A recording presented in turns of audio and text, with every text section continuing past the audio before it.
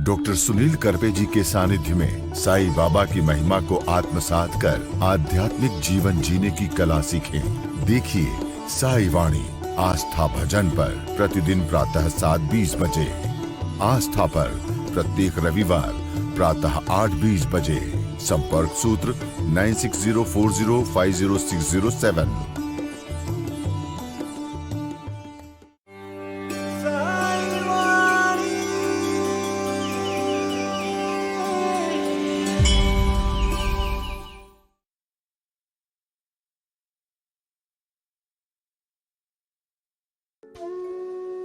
नमस्कार मेरे प्रिय आत्मा, प्रारंभ करो जारी रखो, इसी विचारधारा से साईं वाणी को प्रारंभ किया। समाधि के 100 साल के बाद भी बाबा की कीर्ति पूरे घर घर में पहुंच रही है और शिरडी के साईं बाबा के जीवन में जो भी उन्होंने अपने भक्तों को सहनशीलता सिखाई, श्रद्धा रखने का जो फल मिलता है और सबूरे के साथ चलने का जो मार्ग होता है, वो अपने माता पिता और गुरुजनों का आदर करने वाला चिर आदरणीय बन जाता है। उसी के तौर पर हमें करना है, हमें नहीं भूलना है जो हमें साईं ने शिक्षा दी है और उसी भक्ति के मार्ग पर चलते हुए सत्य और अहिंसा के साथ साथ अपने जीवन का लक्ष्य ध्यान के माध्यम से तय करके आगे पहुंचना है। वो पहुंचना एक चलने का फल होता है। जैसे जैसे हम चलते हैं वैसे वैसे हम पहुंच जाएंगे।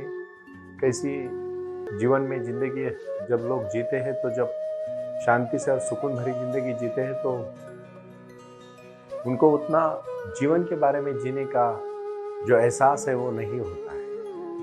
जहाँ तक मैंने देखा, बहुत सारे लोगों को भगवान की याद तभी आती है जब उनके जीवन में कोई बड़ा दुख आता है या उनको कोई समस्या हर दिन हर समय तकलीफ देती है। मैं तो हमेशा कहता हूँ कि भगवान एक वो शक्ति है जो इंसान को सही मार्ग पर चलने से हमेशा एक तत्पर करती है। और इसीलिए अगर जब हम देखेंगे तो हर समय हमारे जीवन में द्विधा मनस्थितियाँ होती है। कभी कभी हमारा अंतर्मन एक चीज चाहता है, बाह्य मन एक चीज चाहता है और हम द्विधा अवस्था में हमेशा जूझे रहते हैं कि हम तय नहीं कर पाते हमें जीवन में क्या करना है। करने का लक्ष्य होता है, बहुत कुछ करना होता है, लेकिन मार्ग नहीं दिखता। उस समय भगवान की याद आती है तो साईं भगवान, शिरडी के साईं बाबा का जो वचन है वो हमेशा श्रद्धा और सबूरे के साथ है। सबका मालिक एक, और श्रद्धा सबूरे के साथ प्रारंभ करो और जारी रखो। इसी विचारधारा से जो मैंने बाबा के आशीर्वाद से प्रयास किया, ये है मेरा प्रयास। साईं वाणी को साईं योग और साईं ध्यान, साईं क्रिया और साईं विचार से जोड़ने से अभी जब घर घर में साईं वाणी पहुंच रही है तो बाबा ने अपने जीवन में जो भी अपने भक्तों के लिए किया वो समर्पित भाव से किया। अपनी माटी से, अपनी मट्टी से उन्होंने जुड़ के किया। इसलिए बहुत बार कह चुके हैं हम कि वो आए और आकर चले गए, मौन रहे और कुछ कह गए। कुछ था जो बिन बांटे ही बढ़ गया। जब उनका एहसास होता है, भक्ति होती है, श्रद्धा होती है। आज मैं एक श्रद्धा के ऊपर आपको कहना चाहता हूँ, जहाँ हमारा पूरा फेथ होता है ना, वही हमें फल मिलता है। जब हम कभी द्विधा मनस्थिति में होते हैं ना कि हमें चाहिए नहीं चाहिए, करना चाहिए नहीं करना चाहिए, कुछ नहीं पा लेते हम। आज भी मैं कहूँगा, भगवान जब नीति के शास्त्र सिखा रहे थे कुरुक्षेत्र में, धर्म क्षेत्रे कुरुक्षेत्रे समवेता युत्स्वा मामका पांडव क्षैव किम कुर्वत संजय। और इसमें जब आखिरी बार जो श्लोक कहा गया, यत्र योगेश्वरो कृष्णो यत्र पार्थो धनुर्धरो तत्र श्रीर विजयो भूतिर्ध्रुवा नीतिर्मतिर्मम। क्यों ये चीजें हुई? क्यों कुरुक्षेत्र के पहले लड़ाई से लेके आखिरी बार जब कृष्ण भगवान का साथ और अर्जुन का योद्धा और नीति का मार्ग, साईं बाबा ने अपने जीवन में दिए हुए लक्ष्य और मार्ग अगर आप अपने जीवन में आत्मसात करोगे, उसका सबसे पहला और महत्वपूर्ण है कि आप भगवान के घर में हमेशा देर होती है। भाई और बहनों, अंधेर कभी नहीं होती। आपके साथ गलत व्यवहार करने वाले, शायद कुछ चीजें आगे चली जाए, गलत पैसा कमा के लोग थोड़े आगे चले हुए दिखेंगे, लेकिन आगे जाके देखना वो रुक जाएंगे। और वो जब रुकते ना तो बहुत बुरी तरह से रुकते हैं। आप चिंता ना करें, किसी के प्रति भी बुरा मत सोचिए। आप हमेशा अपने जीवन में अच्छा कार्य को, फल को मानो, शांत रहो। जितनी गहरी और जितनी शांत सांस लोगे ना, उतनी जीवन सुंदर और खुश है। जितनी जोर जोर से सांस लोगे ना, उतनी सांस फूल जाएगी, गुस्सा आएगा, गुस्से में गलत कदम उठाओगे और गलत कदम उठाने से अहंकार बढ़ जाता है। अहंकार बढ़ने से फिर हमारे लगता है कि हम बहुत बड़े हो गए। हम होते कुछ भी नहीं है, लेकिन हम खुद को बहुत बड़ा समझते हैं। हम होते कौन है? मैं भगवान मीरा की एक कहानी आपको यहाँ कहना चाहता हूँ। माँ भगवान मीरा ने हर भगवान को अपने जीवन में एक ऐसे भक्त मिले जिन भक्तों के साथ भगवान का नाम जुड़ गया और बड़ा हो गया। सच कह रहा हूं मैं ये बात, आप ठीक से समझिएगा। बाईजामा महासापति जो शिरडी में बाबा के लिए उन्होंने पूरा त्याग समर्पण किया, आज भी भगवान कृष्ण के लिए संत मीरा माँ का नाम लेना चाहिए। उन्होंने इतनी ऐसी तपस्या की, विठल भगवान की तपस्या। जनाबाई ने अपने घर का संसार करते हुए अपनी सास और इनका पूरी तरह से जो अत्याचार थे वो सहते सहते उन्होंने भगवान का नामस्मरण नहीं छोड़ा। भगवान खुद उसको प्रसन्न हुए। हमारे यहाँ संत तुकाराम महाराज जी के भक्त संतों नीलोबा राय ने सिर्फ और सिर्फ उनके वीणा बजा के श्रद्धा से भक्ति की। जो भी विचारधारा आती है सिर्फ श्रद्धा से आती है, और श्रद्धा ऐसी नहीं बनती। अगर हमारा मार्ग अच्छा है, हमारा विचार अच्छा है, हमारी सोच अच्छी है, हम अतिरेक किसी चीज का ना करें।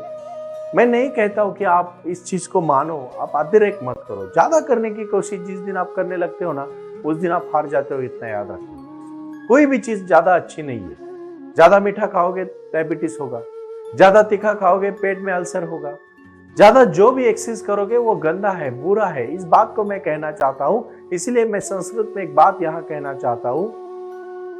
आप अपने जीवन में पात्रता और क्षमता के साथ जियो।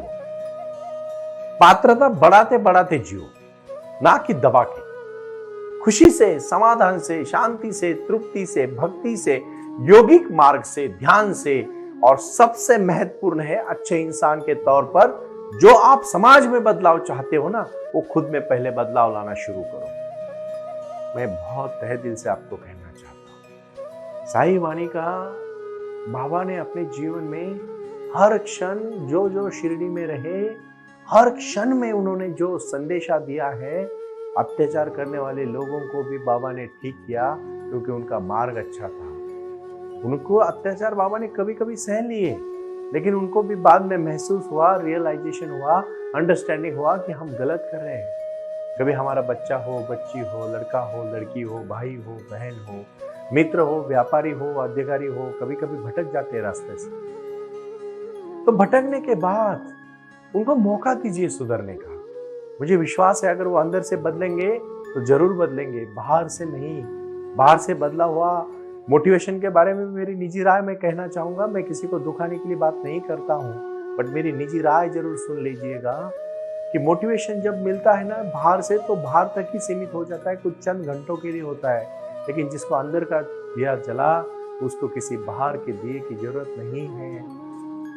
किसी भूख लगे हुए इंसान को नहीं कहना करना पड़ता कि रोटी के प्रति आपको कोई मोटिवेशन होना चाहिए। जहां जहां इंद्रिय सुखे होती है, इंद्रिय सुख पाना चाहते, वहां कभी कोई मोटिवेशन की जरूरत नहीं पड़ी।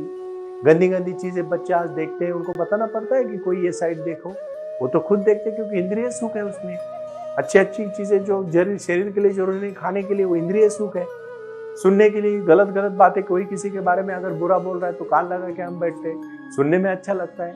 इंद्रिय सुखासी पीछे जो मत भागेंगे, आप सिर्फ और सिर्फ थोड़ी सी तकलीफ लीजिए, भाई और बहनों, रास्ता तय करके चलिए, भटक मत जाइए, रास्ता तय करके जीवन में मार्ग को तय करिए। मैं अभी बहुत सारी चीजों से, लोगों से जुड़ा हूँ, ध्यान से माध्यम से हूँ, योग माध्यम से हूँ, साई वाणी के माध्यम से हूँ, विचारों के माध्यम से हूँ, शक्ति के और भक्ति के विचारों के साथ साथ सबका मालिक एक। और मैं बहुत विश्वास के साथ आपको कहना चाहता हूँ, मार्ग एक ही हो, वो सबका मालिक एक है। बंटवारा मत करो जात जात में, हम सब भाई बहन एक है। आपका अगर है ना तो आप अपनी क्षमता बढ़ाओ, ये विश्व आपको पूरा देने के लिए बैठा है। यहाँ एक पेट्रोल पंप पे पेट्रोल बेचता, अगर पैसा ही कमाना चाहते हो तो अच्छे मार्ग से जरूर कमाओ, क्यों नहीं कमाना चाहिए। ज्ञान कमाना चाहते हो, वो तो शाश्वत है, आप रहे ना रहे ज्ञान रहेगा। पैसे से आपको कुछ मोहल्ले तक लोग पहचानेंगे, लेकिन ज्ञान पूरा विश्व से आपको पहचानेगा, कोई शक नहीं, कोई दोहरा नहीं। और ज्ञान के साथ चारित्र्य भी होना चाहिए, और उसके साथ साथ आचरण भी होना चाहिए। हमारा शरीर मंदिर है, इसके लिए कभी व्यसन मत करो। मैं आज आपको दावे के साथ कह सकता हूं, कभी व्यसन मत करो। जिस दिन आपको व्यसन की लत लगेगी, भाईजान, आप अपने जीवन में फंस जाओगे, कोई शक नहीं। आज अच्छा लगेगा, लेकिन एक दिन बुरा आएगा।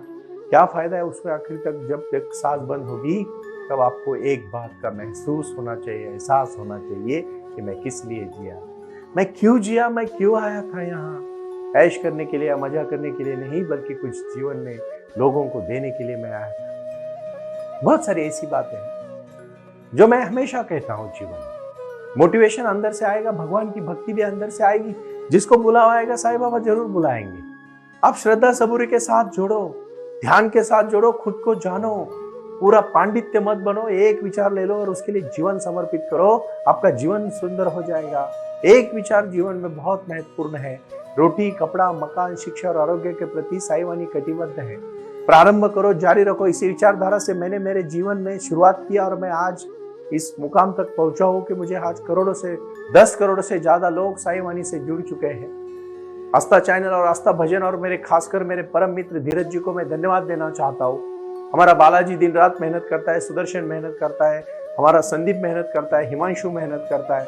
हमारे सभी मित्र लोग आज जुड़े हैं हमसे और कहते हैं कि सुनील जी हम आपको ऐसे ही, आज मुझे बहुत बार शिखर ने कहा, चाचू मैं जब बात सुनता हूँ आपकी तो मुझे बहुत अच्छा लगता है। एक नौजवान लड़का अपने सब विचार, यंगस्टर्स जिसका विजन है कि कुछ करके दिखाना चाहता है, व्यापार उद्यम करना चाहता है, लेकिन ध्यान के माध्यम से जुड़ा है।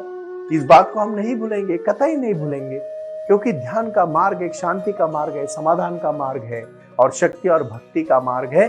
उसमें इतनी सच्चाई होती है भाई और बहनों, वो अपने दिल से छू जाती है।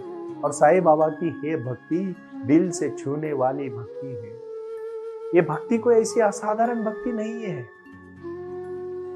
जो भी बाबा ने जो भी अपने कार्य में किया, उन्होंने सिर्फ और सिर्फ आम जनता के लिए, गरीब जनता के लिए, वो मेहनत करने वाले लोगों के लिए, खेती करने वाले लोगों के लिए, सच्चाई के साथ पर चलने वाले लोगों के लिए बाबा ने आशीर्वाद दिया। वो है, वो आज भी है। वो आज भी आप जो सुन रहे हो साईं वाणी में उनके विचार है। मैं कौन हूं? मैं तो एक मामूली इंसान हूं। मुझे जो भी शक्ति आज आपके सामने में लगातार 6 महीने से बोल रहा और मैं आगे जिंदगी भर जब तक मैं बोलूंगा तब तक बाबा की वाणी गाता रहूंगा, उसमें कोई शक नहीं, कोई दौरा नहीं है।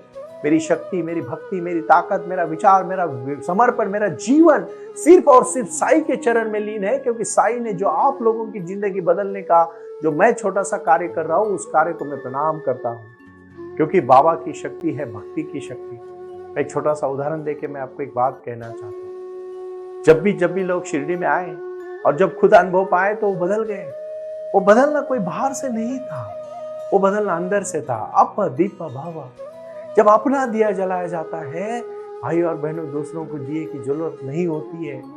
अपनी शक्ति, एक बीज अच्छी तरह से बोया जाएगा, पूरे धरती में हरियाली बना सकता है। एक बीज, सिर्फ एक बीज, और वही बीज अगर सड़ गया तो कुछ भी नहीं हो सकता। कितनी मैं कहानियां, सूफी कहानियों में तो मैंने बहुत बात कही है। सूफी संतों ने हमेशा संदेशा दिया है और संदेशा ये दिया है कि आप ध्यान से जुड़ो। हिंदू हो या मुस्लिम हो या जैन हो या सिख हो या पारसी हो या जो भी कम्युनिटी हो, जीसस क्राइस्ट हो, क्रिश्चियनिटी के साथ जुड़े हुए हो, सब ने अंतिम यह कहा है, आपके अंदर परमात्मा है। आपका आत्मा और वो परमात्मा का अगर जिस दिन मिलन होगा उस दिन खुशी से समा जाओगे, आप खुशी से रहोगे। मरता नहीं आत्मा कभी। जलवायु किसी से भी नहीं, अग्नि से भी नहीं, आपसे भी नहीं, किसी भी नहीं। पंच धातु में अगर लीन होना है तो पंच धातु से जुड़ना चाहिए। इसलिए हम जमीन पे बैठ के, मैं आज एक वचन आप सबको देता हूँ, पहला गुरु मंत्र है ये कि आज कोई भी अपने घर में कितने भी डाइनिंग टेबल क्यों ना हो, जमीन पे बैठ के खाना खाओ।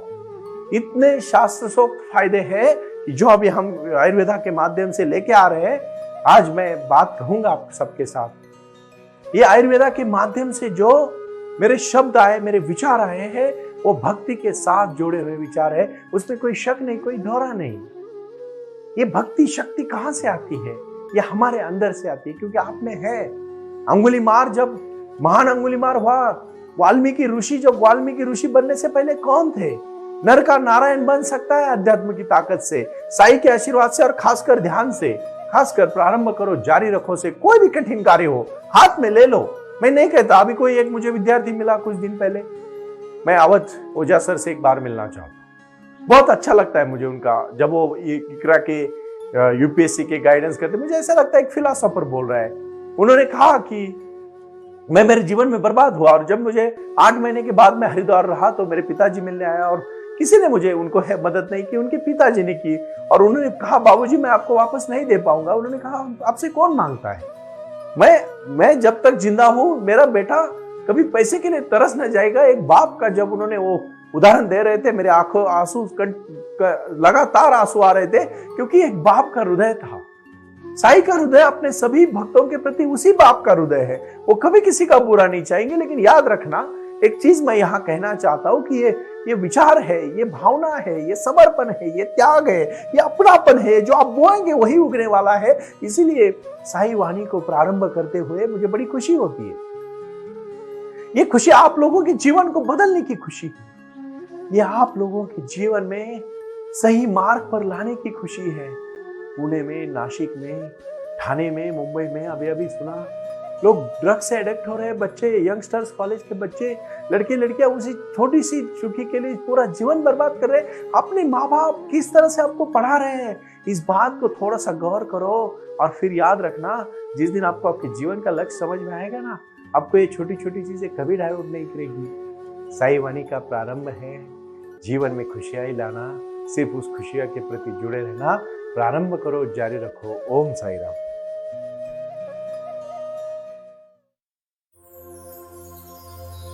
ओम साई राम। प्रारंभ करो, जारी रखो। इसी विचारधारा से साई वाणी का प्रारंभ हुआ। शिरडी के साईं बाबा का आशीर्वाद पाके खुद अपने जीवन में एडवोकेट डॉक्टर सुनील नाना साहेब करपे जी ने साई वाणी के इस कार्यक्रम को प्रारंभ करते हुए 21वीं सदी को सही में साईं बाबा के आशीर्वाद से लोगों के जीवन में बदलाव एवं खुशियां लाने के लिए साई वाणी का प्रारंभ किया। लगातार लोग साई वाणी को सुनते आ रहे हैं। साई कृपा जो साई ध्यान से जुड़ी हुई है, क्योंकि मेडिटेशन ही एक ऐसी शक्ति है जो जीवन में क्रांति ला सकती है, बदलाव ला सकती है और खुशियां दे सकती है। लेकिन उसके लिए प्राणायाम बहुत महत्वपूर्ण है। और अपने संकल्प के प्रति अडिग रहकर उन्होंने प्राणायाम की श्रृंखला को अपनी शक्ति से जोड़ा और उसको साई क्रिया के माध्यम से साई ध्यान के प्रति वो लगातार लेके चले गए। इन सब क्षेत्रों के लिए एक ऐसा परिक्षेत्र होना चाहिए जहां लोग आएं और रुके। शिरडी में साईं बाबा के समाधि के आशीर्वाद के बाद उनको ज्ञान और ध्यान दोनों की शक्ति देने का प्रयास किया जा रहा है। इसीलिए साईं बाबा की 65 फुट हिंदुस्तान की सबसे बड़ी प्रतिमा बनाकर वहां बाबा का मेडिटेशन सेंटर खोला गया है। साई आंगन इस नाम से यह जाना जाता है।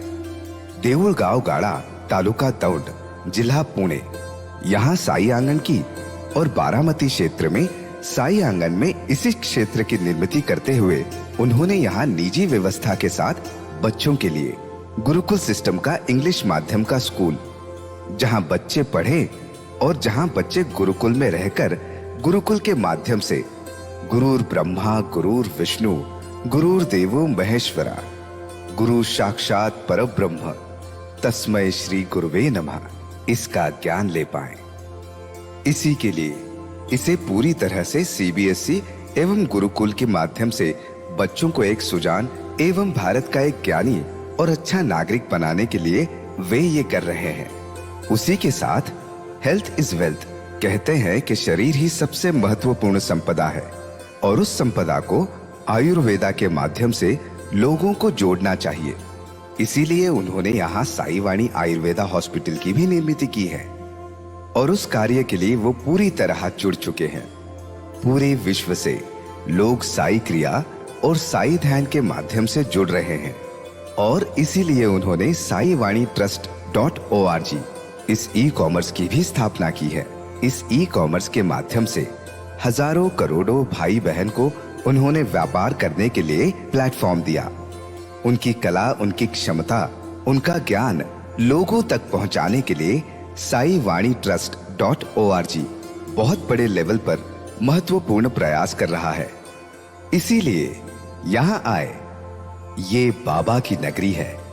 यहाँ बाबा का विज्ञान, बाबा का आशीर्वाद एडवोकेट डॉक्टर सुनील नाना साहेब करपे जी के साथ लोगों तक पहुंच रहा है। हमसे जुड़े रहने के लिए आज ही साई वाणी के ऑफिशियल यूट्यूब चैनल को सब्सक्राइब करें या अधिक जानकारी के लिए संपर्क करें 960 40500607। ओम साई राम। प्रारंभ करो, जारी रखो।